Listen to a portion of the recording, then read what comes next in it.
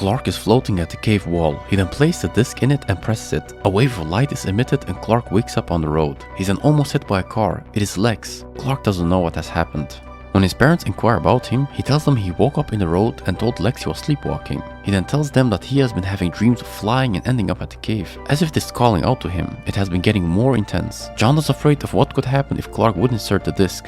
At school, Clark hears some screeching sounds and his head hurts. The girls don't hear it. He arrives at the barn and the sounds lead to a cupboard. In a box, we see bright yellow light. It's the disc glowing. When he grabs it, it all stops. Clark returns to the cave and now embeds the disc into the wall. The disc and the symbols around it start glowing. It then opens up and emits a powerful beam that holds Clark in the air. Lex then finds him in the cave. Walden asks how he managed to pass by the security. Lex tells him to check into a hospital. Jonathan tells Clark that they'll have to make some adjustments when the baby is born, but nothing will change. Clark then hears a screeching sound again and he emits strong flames from his eyes against the barn. He can't control it. As they extinguish the fire, Clark doesn't know what happened and Chloe suddenly arrives. As they stare, Chloe takes a picture. It is a symbol from the disc.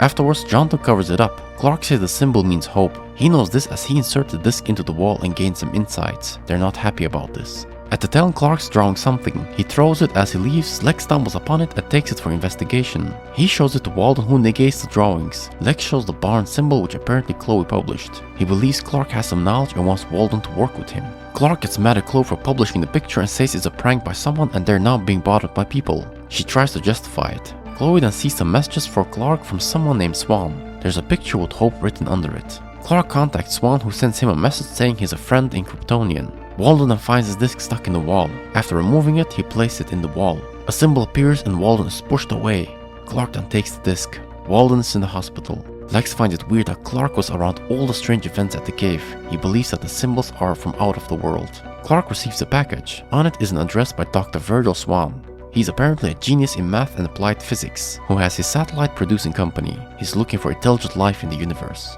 The doctors say that Walden suffered from a massive seizure of information overload. He won't recover his consciousness. Clark arrives at the location and meets Dr. Swan. He tells him that he has been waiting. He then activates a screen with some symbols, a message that he received 13 years ago. He deciphered it and it says, "This is Kal-El of Krypton, our infant son, our last hope. Please protect him and deliver him from evil." He always wondered what happened. When he found the symbol, he knew that the farmers had an adopted child. When Clark denies it, Swan says he's not trying to expose him, but is seeking the truth. He then shows him the second message, which further says, "We'll be with you, Kal-El, for all the days of your life." Clark then sees a picture of a place in space where Krypton used to be. When Clark doesn't know what to do, Swan tells him to write his own destiny. Clark figured out what one of the remnants is. It's the ship's heart. He opens the ship and places the remnant into its place. Symbols appear inside. It is a message from his biological father, which says that he should rule the humans with strength. Clark thinks he was sent to conquer. He's torn between not understanding if he's evil or good, but Jonathan tells him that they raised him to be good.